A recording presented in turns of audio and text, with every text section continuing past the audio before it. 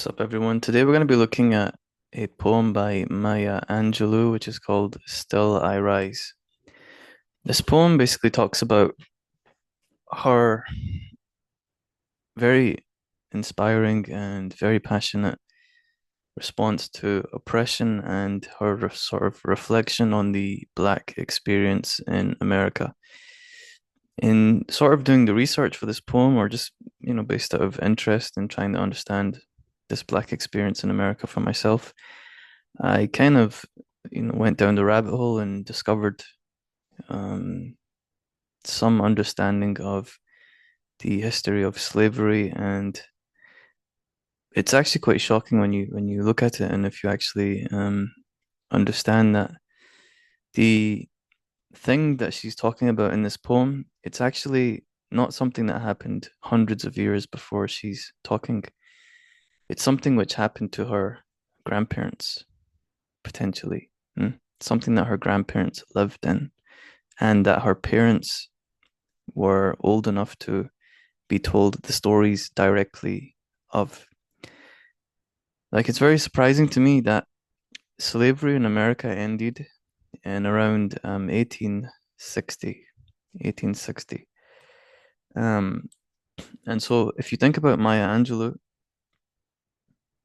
who was born in 1928, her grandparents, who were born in the 1850s and 60s, would have lived as slaves when they were children or teenagers.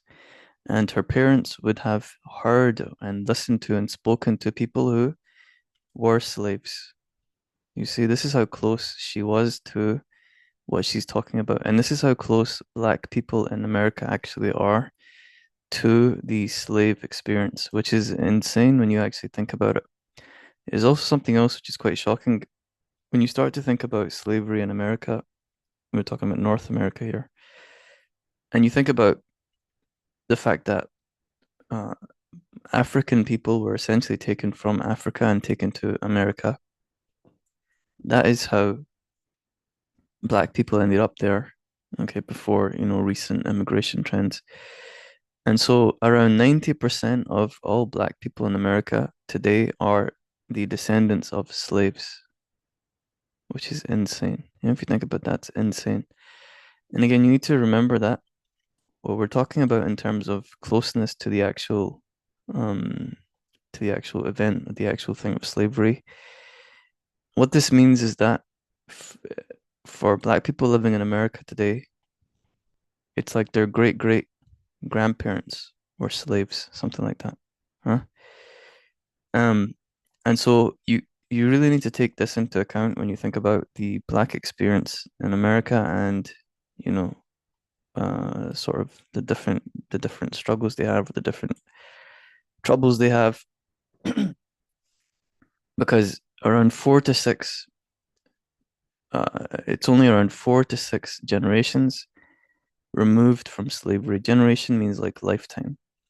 Okay, so it's like there's you have your parents, you have their parents, and then you have their parents, and their parents were the ones that were born in chains. And the slavery experience was not just limited to slavery itself, but it had a lot of fallout after slavery because slavery essentially became part of the system. It became systematized and the culture, okay, especially in the South. And this eventually developed into other kind of laws. And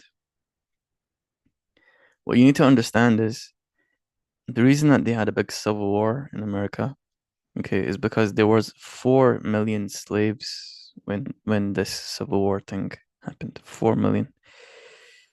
Um, that's a lot of people, and the population of America at that time was not that high. It was like 40 million or something. So there was around 10% of the population in America was slaves, okay, which is a big deal. So it's important to remember this when we're looking at this poem.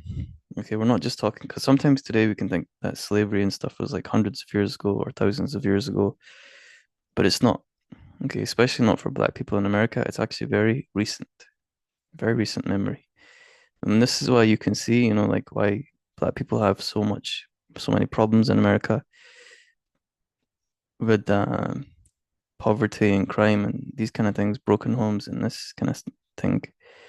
Try and picture yourself if you try and imagine that you are the descendant of a slave, someone that was owned as property.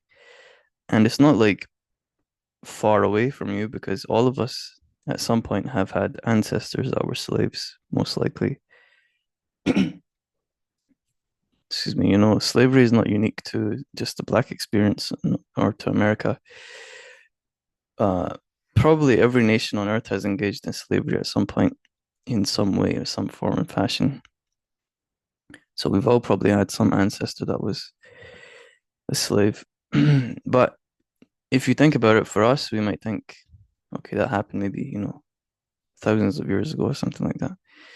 But for the black person in America, we're talking here about something that happened like 150 years ago or 200 years ago, like very recent. And when this was happening, when this slave stuff was happening, this is like when, if you wanna understand it, this is like when Charles Dickens and Alexander Dumas, these people were writing their books. That's how recent it is.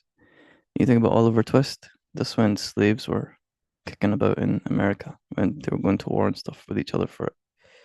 That's how recent it is. Okay, it's not like thousands of years ago. This is like they had telegraph poles, they had, probably early versions of the radio. I don't know if they had a radio yet, but they had like, it's not thousands of years. It's very recent. Okay. So,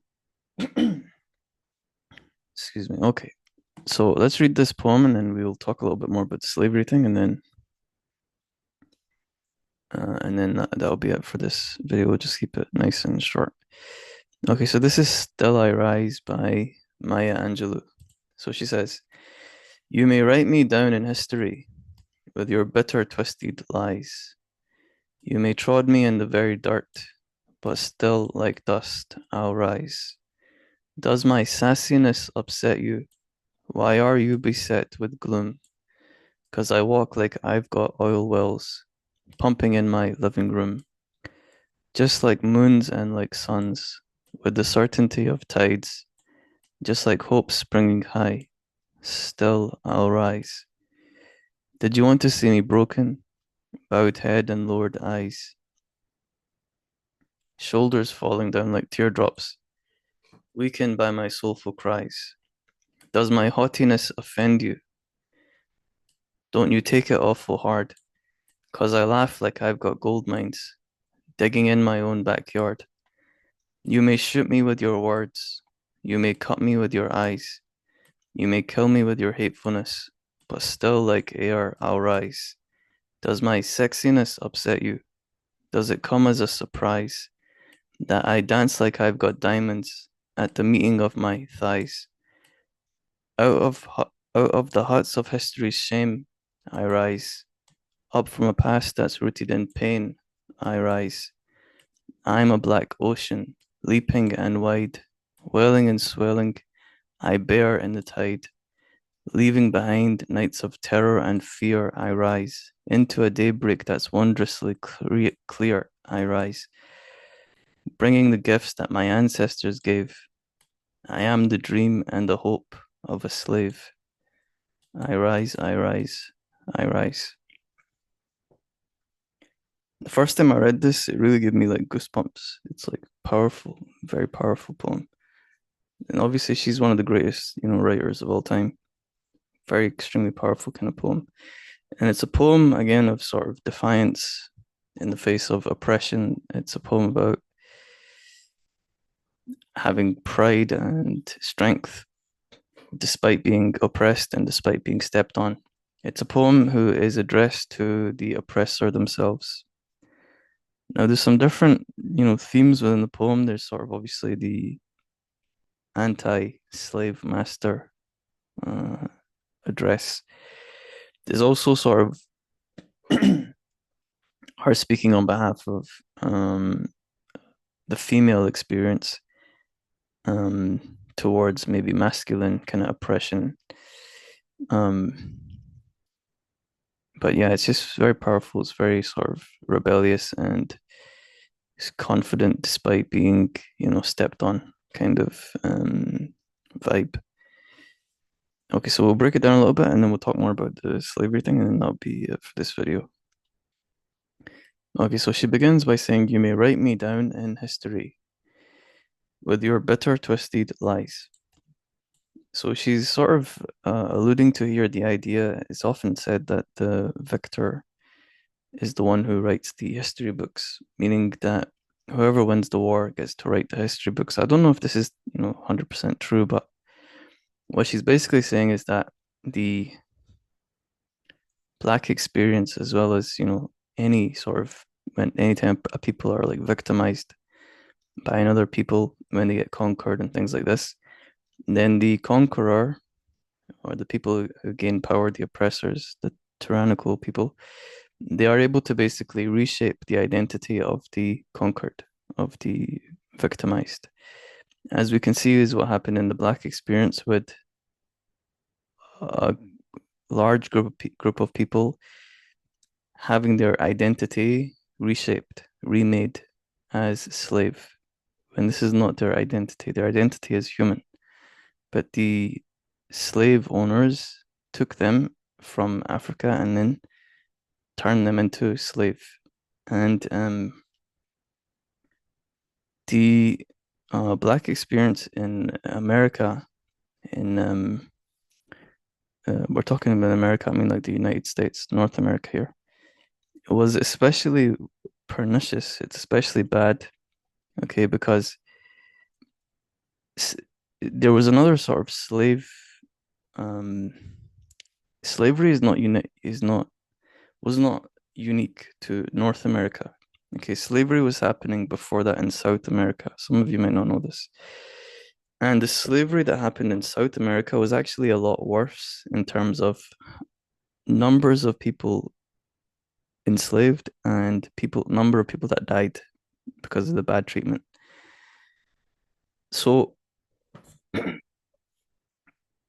the way that the slavery was done in North America was actually, even though it wasn't worse in terms of, damage done physically or killing people and things like this, it was in some sense worse psychologically because the way that the slave owner would see the slave and the way that the slave would see themselves was that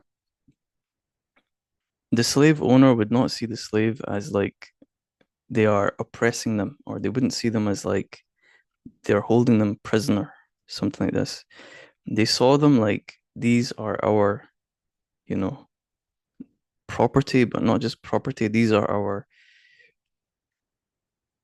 in a sick sort of sense, like these are our, not children, but like more like if you imagine that your dad owns horses or something, these are our horses, something like that. Yeah, like animals like that.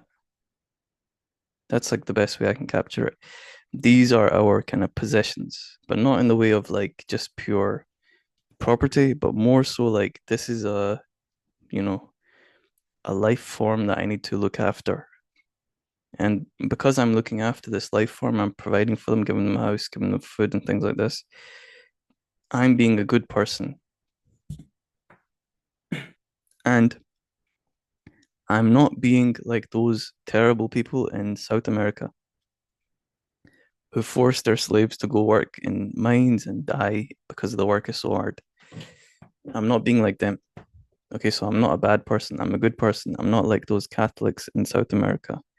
I'm a good Protestant who treats my slave kindly, you know? And the slave, conversely, would also, because their identity was changed, like she's saying, you write me down in history with your bitter, twisted lies. The slaves themselves would see themselves as being slave, and they would see the master as being master. Like this is a kind, loving white person. And they would actually be grateful to them. Many of them would be grateful to the master for being so nice to them. And again, I'm saying these things with quote marks. Okay, obviously, this is a sick, evil system. But if you want to understand it beyond just, oh, that's bad, of course it's bad. But if you want to understand why it lasted for 200 something years and why it created millions of people, why millions of people were held inside of it, why millions of people participated in it, and so on, why they fought a war over it, you need to understand this deeper psychology of it. So this actually made the system worse in a psychological sense than the South American one.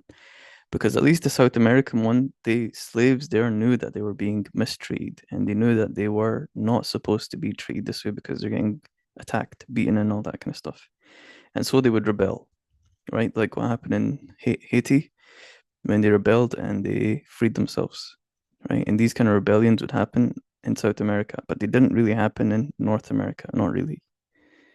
Why? Because the North American people, they treated their slaves more like animals, more like pets. That's a good way to think, more like a pet. And so the slave would see themselves like a pet. Like I am a slave. This is my identity. I belong to master. Master looks after me, right? And the master would see it the opposite way. Like I'm doing a good thing here. And and another thing that you need to understand is imagine, okay, that and now this is the danger when lies become systematized. We think today that this is wrong, and we know it's wrong because we have the first principle of equality, right? And the first principle of liberty, which comes from the Enlightenment and from natural philosophy, which we know that every human being is an individual with individual liberties, which can't be taken away, yeah? Individual rights. This is how we think about people. Okay. But imagine you don't start from this perspective. Imagine instead you start from a perspective of not this, but say just going based on your environment, what's around you, and how people act around you. Like, say that you are the son of a slave owning family. You've had slaves in your family for 40 years or 50 years, and they have slave children. Okay, they have their own families that live with you also. And now you grow up playing with them. One of the slave women, she feeds you sometimes, she clothes you sometimes. You call her like auntie, huh? And she calls you master. Um, Now, if this is the case, you're gonna believe that this is normal, right? Because how would you know anything else? How would you see anything different? You wouldn't, right? Um, Especially if you know that in South America they beat their slaves to death and things like this, then you're gonna think, well, here our slaves live alongside us. You know, we don't beat them unless they do something bad. We teach them to pray. We feed them. We clothe them. And we let them get married. We let them have children. We let them live with us. So we're like good people, you see. This is how the system spread so much and why it stayed entrenched. Um, and this is especially true, okay, if there's no understanding of other cultures. Like today we have the internet. Today we have an understanding of how people live in different places. Okay, we have a global culture. But if all I know is the plantation, I mean, as in the master, if all I know is the plantation, what my family does, what my father did, what his father did, and so on, then I'm literally just as ignorant as the slave. Ignorant meaning without knowledge of anything beyond this. Like, for example, the slave believes that she is a slave and that is who she is meant to be. Why? Because all of her family are slaves. Her parents are slaves, her grandparents are slaves. And so if I'm a slave owner, I think that's who I'm meant to be. This is how God made things. This is how God decided things are. And that God just decided to make black people slaves. That's what I would think. And I wouldn't think about it in terms of oppression, like then I can do what I want to the slave or I should hurt them. I would think about it in a sick, kind of compassionate way. I would think, okay, God made this black person a slave so that they're inferior in some way. Therefore, I need to do my best to treat them with love and like fairness and things like that. You see, I won't beat them unless they did something wrong, right? But the conception of freeing them would never come into my mind because I would think this is how they're supposed to be and this is how I'm supposed to be. You see, this is the danger of when a lie becomes systematized. When the truth gets hidden about anything and the lie gets systematized, this is the big danger of it. Okay, because people can justify what they do and not just justify it, but they can actually feel good about it. They can feel like they are actually good people. And now imagine, for example, if someone comes along like the founders who were deists. Okay, they weren't Christian, but they were deists, meaning they believe basically in a higher power, but they don't believe in an interfering God, like a personal kind of God. They believe in a higher power. I'm more like this. This is my own kind of way of looking at stuff. Although I'm more spiritual than a traditional deist. But anyway, so imagine one of these guys comes along and he says, "Look, we know based on philosophy, based on logical thinking, that the slave is a human being, and all human beings are equal, and that therefore, look, you shouldn't keep the slave as a slave. You should free them." You're not going to say, actually, you know what? That's a good logical argument. Let me free. You're going to say, why are you attacking my family for, my culture, my religion for, and me for? I treat the slave so nicely. I treat them so nicely. Yeah, so why are you attacking me for, and you're attacking my parents for, etc. When I treat them so nicely, and those people in South America, they treat them terribly. And then also, and then also, um, there's another sort of sick thing, which would be in the mind of the slave master, which is that they would think,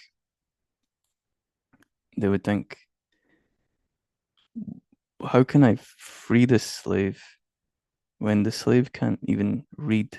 They can't look after themselves. They can't provide for themselves. They don't know where would they go? And imagine if someone else captures them, something like that. Then what if they kill them or they do something bad to them? Like how you would think about your pet. Hmm? Like how you would think about your pet. You wouldn't just let your pet go, right? Because someone says to you, you should free your dog because they deserve a free kind of life. You'd say, what's wrong with you, right? That's my best friend. That's my dog. That's how they would look at their slaves. Okay, second twisted as it is, that's how they looked at their slaves. And so they would say, how can I free the slave? Because if I free the slave, like I'm letting go of something which is, close to us, which we care for and care about and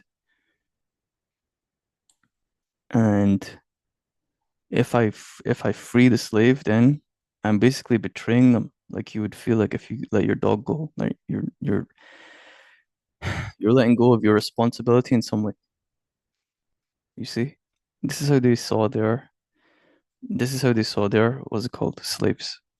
Okay, this is the problem of, like I said, when a lie becomes systematized, meaning the system takes it up and becomes built around it. That's the big danger of this. This is what happened to black people in America. Okay, this is what she's talking about. Okay, she goes on to say, you may trod me in the very dirt. You may step on me. Trod means step on, like a horse, or stepping on someone, pushing them into the dirt. That's trod. But still, like dust, I'll rise. Okay, she's saying like when you step on me, the dust that comes up, I'm gonna be just like that. Okay, I'm not gonna be broken. I'll rise. And there's a repetition all throughout the poem of this. I'll rise, I'll rise, I'll rise.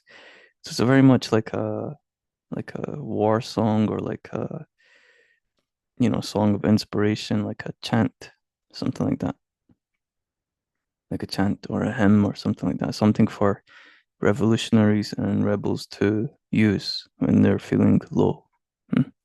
For people who are in victimized situations, I'm sure a lot of people who are in like abusive situations, a lot of people who, they're struggling, maybe in war zones, things like that. They're oppressed in some way. A lot of people, I'm sure, will use this poem to as a source of strength. That's probably the purpose of it. Excuse me. She goes on to say, "Does my sassiness upset you?" Um, and this is a reference to a classic kind of trope, a racist trope, which is about the sassy black woman. The sassy black woman, which is sort of another way of saying like, yeah, it's another way of saying sort of like a black woman who speaks too much, Like that's what sassy black woman is. A woman who has her like own voice, who speaks too much, speaks with an attitude. Um, who speaks with like an attitude. And this was made into a trope in like, many different kind of films and things like that. And if you think about it more kind of foundationally, this would be also a reference to, say, when a slave master might tell his black female slave, like, you talk too much. Like, don't talk too much, right? Don't try and be bigger than what you are. So she's saying that's what she's questioning. She's basically saying, like, I'm gonna be like that. I'm gonna speak, even if you don't like it. I'm gonna speak.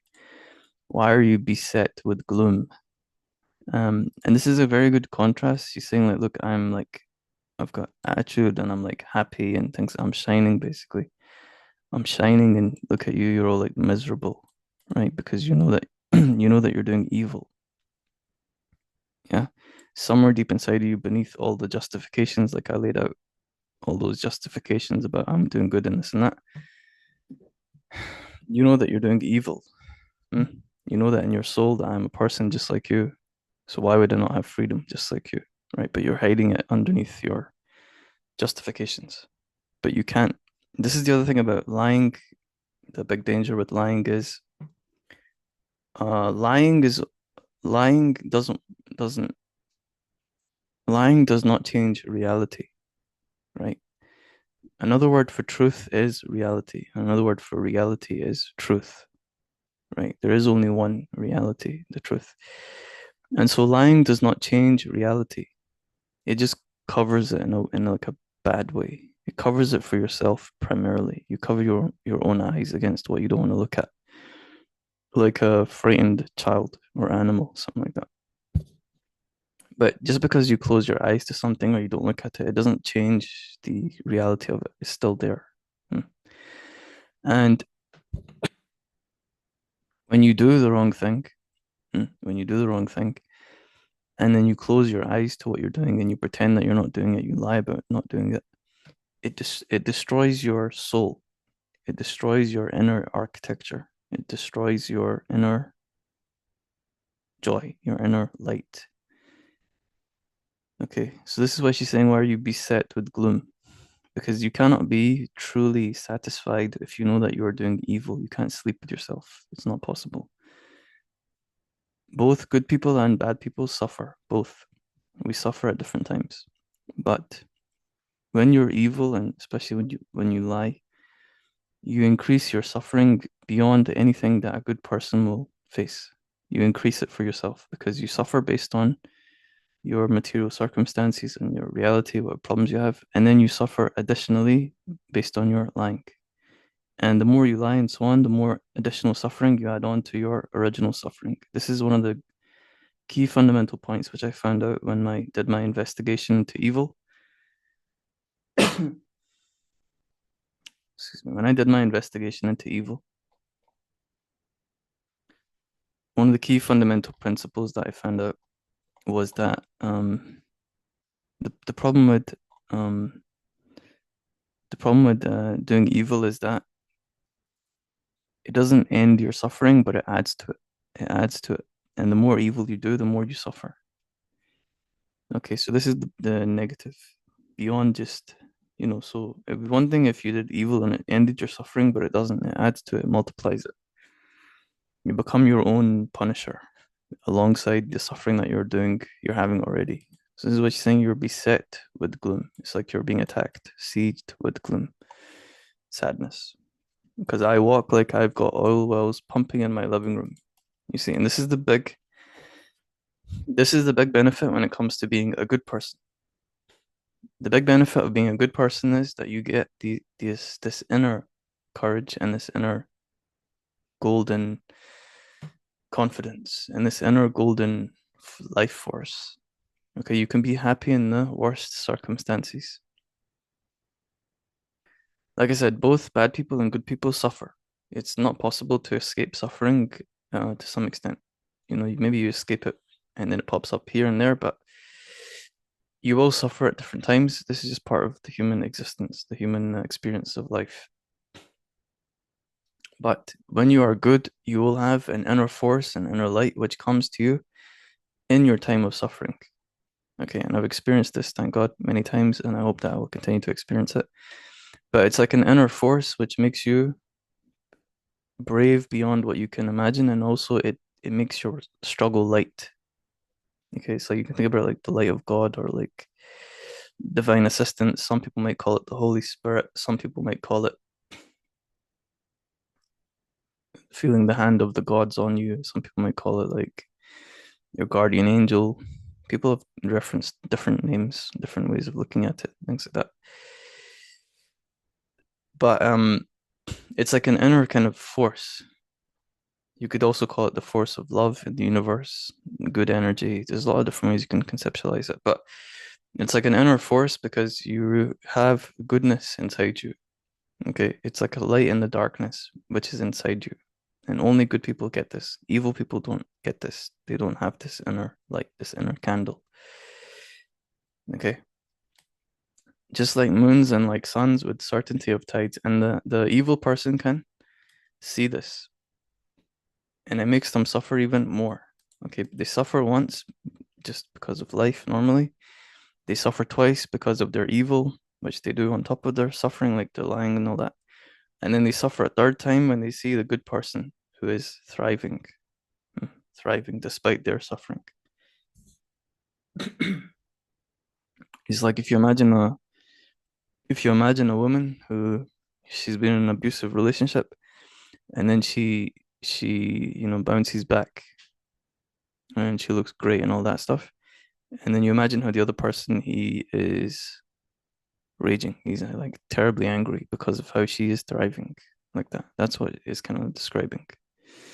Or like imagine a political prisoner and you have the guard who tries to beat him every day and still the prisoner smiles. That little smile burns the guard more than anything the prisoner can say, right? Because it's like you can't break my spirit. It's like give me more. You won't break my spirit. It's like that. It's like godlike, divine. It's like you're in touch with the highest force.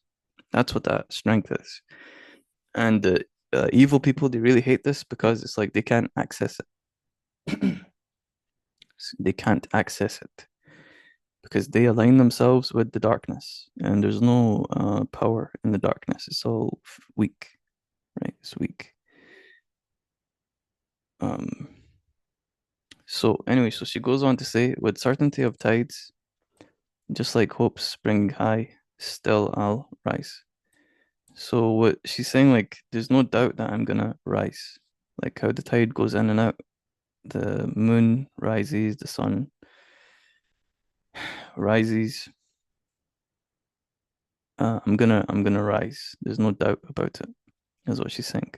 Okay, so she's saying like, I guarantee you, there's nothing you can do to me that will break me. I will rise. Did you want to see me broken, bowed head and lowered eyes, shoulders falling down like teardrops, weakened by my soulful cries? So again, she's sort of speaking to the oppressor directly and saying to him like, look, I know what you want now. You want me to be broken. You want me to be weak. You want me to be a cry out to you and all that, but I'm not going to. I'm not going to. And she's punishing them with her defiance. She's like William and like Braveheart and William Wallace screams freedom. She's doing that. This is her freedom call. This is our freedom call. And unlike the movie, although it was based obviously to some extent on a real event, I don't know how loosely it's based, but unlike the movie, what she's talking about is, an actual real oppressive close by situation. Because she's living in a time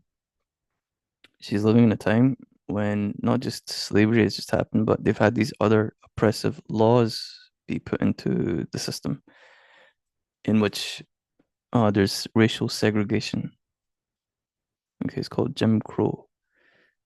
So black people cannot, you know, eat in the same place. They can't use the same water fountains. They can't sit in the same place as white people. They must jump off the pavement and let the white person walk if they're walking by. They're not allowed to look at white people in the eye It's essentially slavery made more subtle. Slavery without the chains, basically. And so she's in a real struggle, real oppressive situation when she's writing this poem. Okay. So she goes on to say, does my haughtiness offend you? This means like technically it means like arrogance or pride. Usually it's used in a negative. And again, she's being sarcastic and she's making fun of the again like the sort of oppressive people who would say that she is a haughty black woman, like a prideful or arrogant black woman.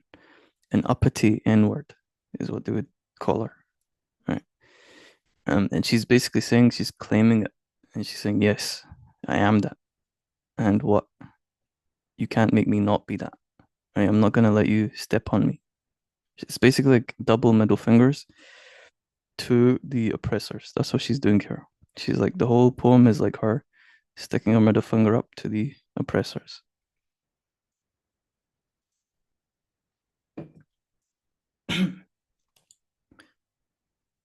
She goes on to say, "Don't you take it awful hard because I laugh like I've got gold mines digging in my own backyard." And this line is kind of, in a way, she's sort of making fun of him or making fun of the oppressive people. And she's almost using like the kind of voice you use with like a child. You say, "Don't you take it awful hard," like, "Oh," like that. She's talking to them like they're below her, which they are, right? In terms of spiritual value and everything else, they are. They're below her. And that's what she's doing. She's like reclaiming her proper place above them, right? For her and her people who are enslaved and oppressed. And this is also the great contradiction within, the institution of slavery and any other oppressive situation, which is that the oppressed person is in reality above their oppressor. The enslaved person is above their slave master because the slave master is engaging in evil. And evil, if you take on evil as an identity, you rid yourself of all worth. Now, obviously, you're still a human being, obviously, but you rid yourself of all prestige, all worth, all I'll give you an example. Jeffrey, what's his name? Epstein. He was worth like billions, right? But who would invite him to dinner? Which one of us would invite him to dinner? No one. Why?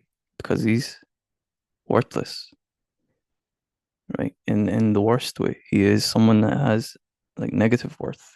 We don't want to be around him. You see? That's what I mean. When you embrace evil as like an identity, you take away all your worth. It's an important thing to remember. Whereas, for example, if you look on the other hand, if you look at okay, imagine the figure of Jesus Christ. Um, he was by all intents and purposes a poor man. Right? He had no money, right? Uh, but who would not invite him to come to dinner with you or with us? Everyone would invite him, right? Because he's great. He's no money, but he's great. This is the difference in terms of ethical value. Hmm? Your goodness determines your worth, not your anything else. And when you decide to live an evil life, you take away all your worth. It's an important thing to remember. Okay. So she's rightfully reclaiming her position as above them, and she is stepping on them, and she's reminding them that I am above you. This is why people love this poem, why people love her, why people love figures who rise up like this in moments of rebellion, leaders.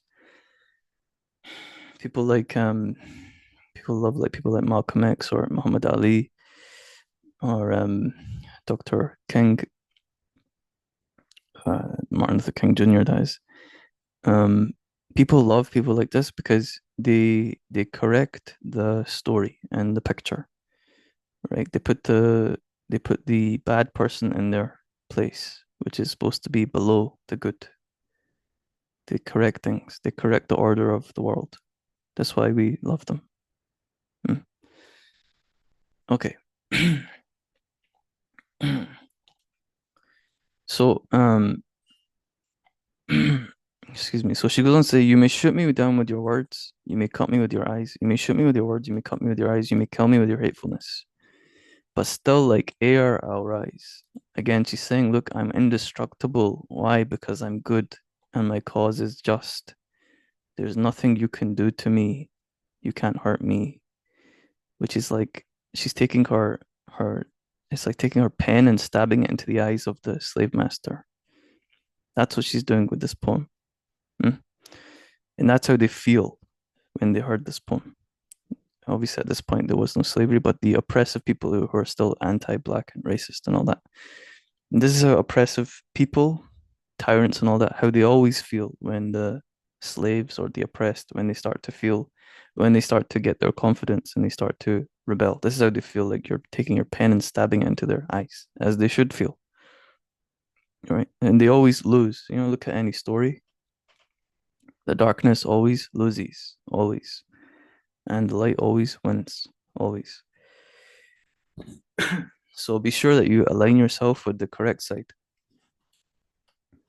And she goes on to say, "Does my sexiness upset you?" And this is another, what she's doing here basically is reclaiming the beauty of the black woman, which again, um, historically, because of slavery and things like this, it was it was stereotyped as ugly. Black people were stereotyped as ugly. And this is also part of the sort of slave master mind control, which is that you want to destabilize and destroy the self-image of the person that you are oppressing. It's the same tactic which is used in like abusive relationships. Like the abuser will will step by step destroy the self-image and self-esteem, self-worth of the abused, so then they can control them more, right? Because if the abused person believes that they're ugly and all that, then like they're gonna think, well, I need to just take what I get because I deserve it. Which is obviously if you ever find yourself in this kind of thinking, then it means that you are being abused. Okay, you need to run. You need to run. And in every single video that I put out, I have in the description and my top link, plenty of resources which can help with this situation. They're all free. You can email, you can text. You don't have to call if you don't want to. But they're all free and anonymous and there for you to get help. Okay.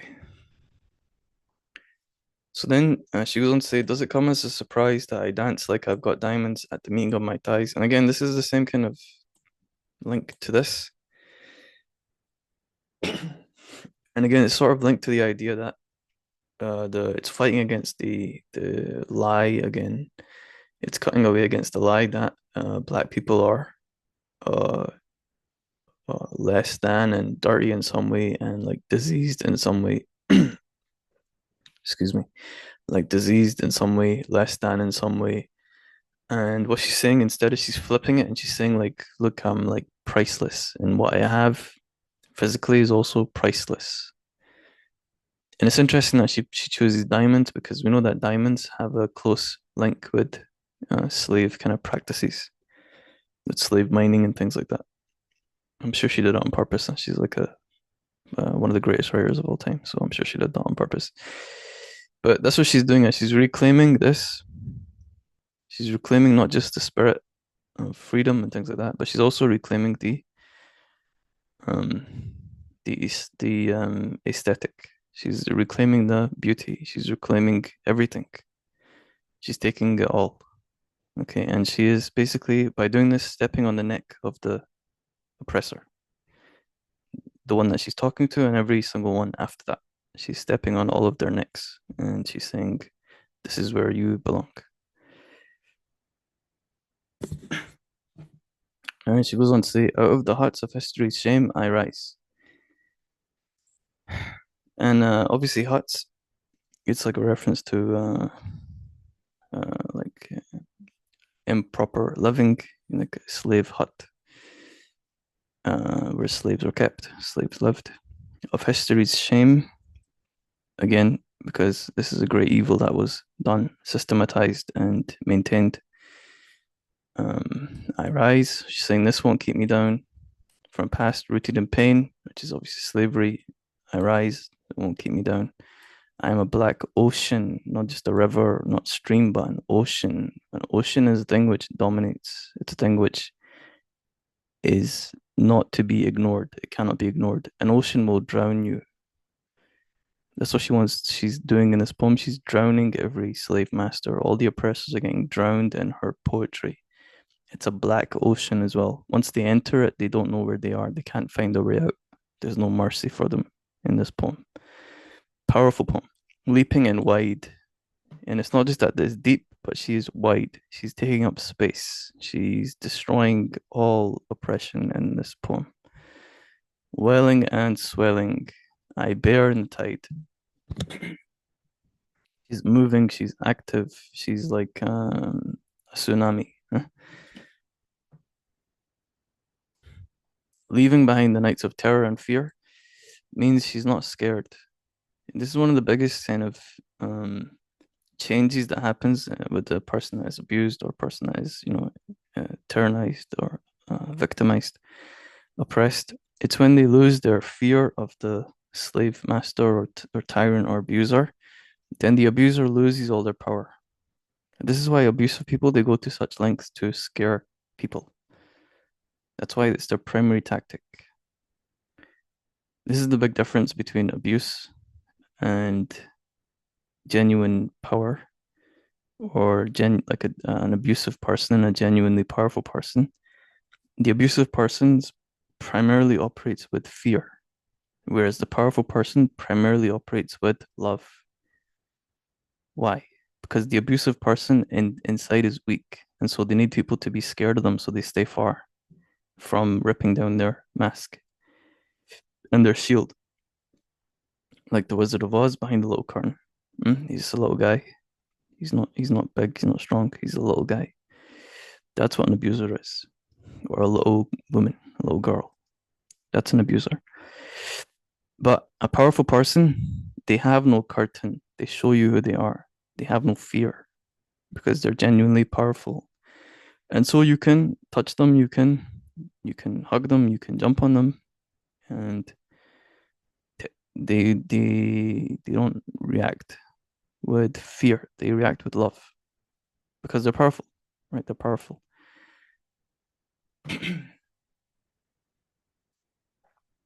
They say, excuse me, they say that the great man is like a sheep around the innocent. The great man is like a sheep or like a lamb around the innocent, around the general people, and a lion with oppressors. So when a person who is genuinely powerful, obviously this applies to women too, when a person is genuinely powerful, they are kind, nice, polite. They don't have like insecurity of making sure that you do this and that and trying to make you feel small and all that. They don't have any of that. But when it comes to an oppressive person, then they step on their neck and they don't let them oppress anyone. Not in their what's it called? Not while they're around. That's a heroic individual. Male and female. That's a heroic individual. Like Maya Angelou here, she's stepping on the neck of every oppressor and giving hope to the oppressed. That's a hero. That's truly a heroic person. Into a daybreak that's wondrously clear. So she's leaving behind all fear, all darkness, all of that, and she's stepping out into the morning that is wondrously clear. It means into like a new day, literally, and metaphorically, into a new day. It means that everything that's happened is in the past and it's not going to happen again. No, because she's not going to allow it to happen. So she's basically declaring to the oppressor, the tyrant person, all of your power is finished. All of your oppression now is done. And all of your evil that you were doing, it's done now. Like I'm taking it all from you. She's basically like killing them in this line. They're like dead now. Mm. Like they're dead, and she says, "I rise." So she's now risen. She's beyond them. Bringing the gifts that my ancestors gave is a reference to the people who were in Africa stolen, the people who existed before slavery, and even the slaves themselves. Huh? But the people who existed before slavery, I think that's what she's saying with the ancestor line. The African kings and queens and people who were free, right? Because they're not slaves by nature; they are free, like human beings, obviously. So bringing the gifts that my ancestors gave, and also this could be a reference to the biological idea, which all of us come from Africa. That's the biological, what scientists think. All of us come from Africa if you go back far enough. And so life itself is a gift out of Africa, which is why, slavery is such a great crime. Yeah. So anyway, I am the dream, and also part of the gift her ancestor gave is her herself, her own life. And now she's basically honoring them in the end of her poem, with also her ability to write, which comes from the spirit of her ancestors. She's like honoring honoring it like a hero does also. She says, I am the dream and the hope of the slave. Very powerful line. Very powerful line. So she's basically saying when her and grandparents and things, great grandparents, when they were slaves, they would be dreaming of the day that their child would be free. Right? They would hope that one day their child could be free. And she's saying that's what she is. She is that free voice. She is the free voice and the rebel and the hero of her people. That's what she's saying. She's announcing and she's taking.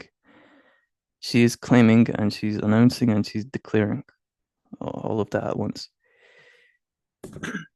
She's not asking for permission, but she is declaring it.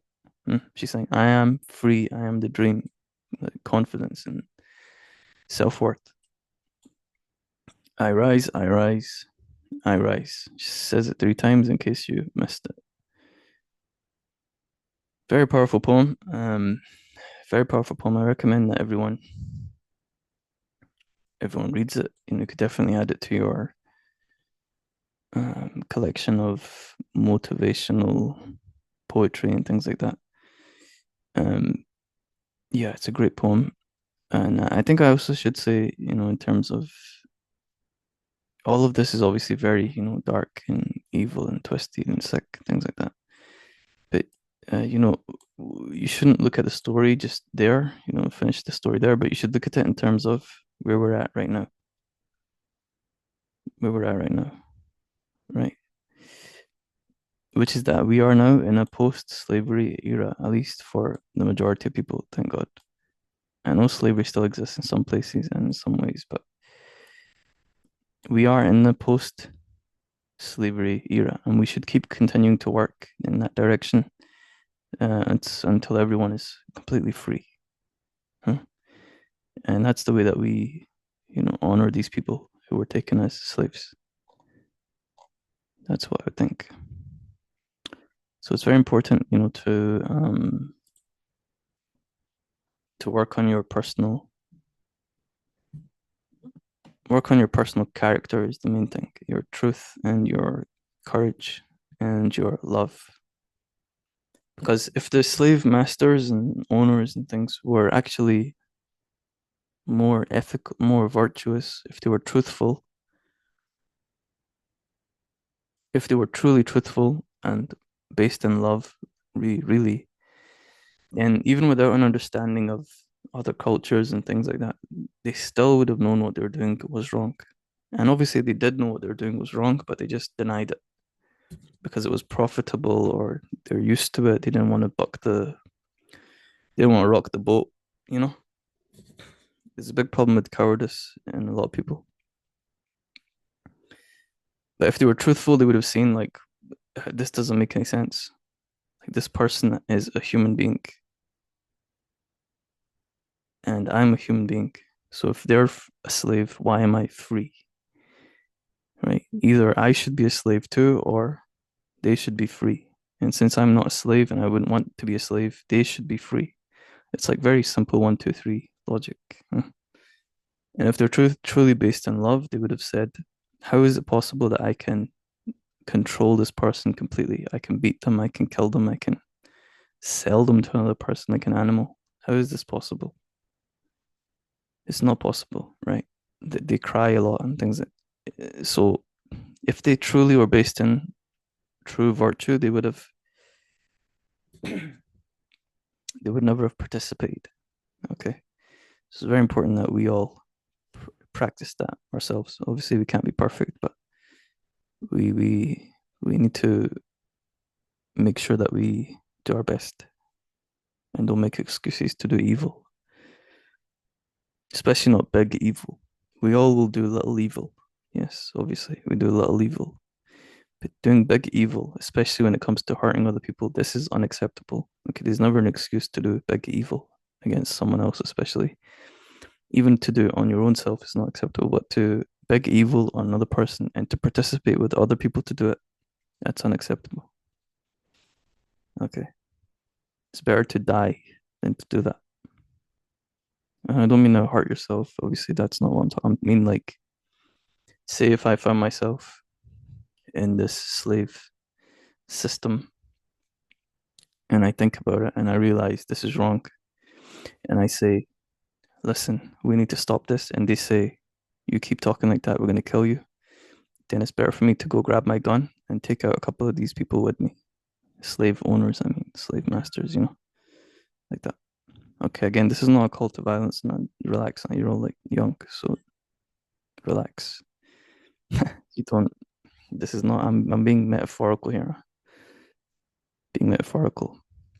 I'm saying in situations where the choice is between you being killed or doing the wrong thing as a threat for, if they say do this or I'll kill you, it's better to say fine, I won't do it. Let me die like a good person. That's what I'm saying. Okay. I'm not saying that you should go hurt people. Obviously not. Don't be vigilante. Don't be thinking that you can hurt anyone. Even someone that you think is a bad person. Okay, you don't know anything. You're not educated. You're not a judge. We have courts and laws and things like this for that. Okay, because we can't decide the nature of another person by ourselves. We need to go through a legal process and all that. And also we don't kill people for their crimes. Okay, we have realized that's not a good idea because we can make mistakes. And it just takes killing one innocent person to destroy the whole ethical framework of the thing. Okay. Anyway, that's enough.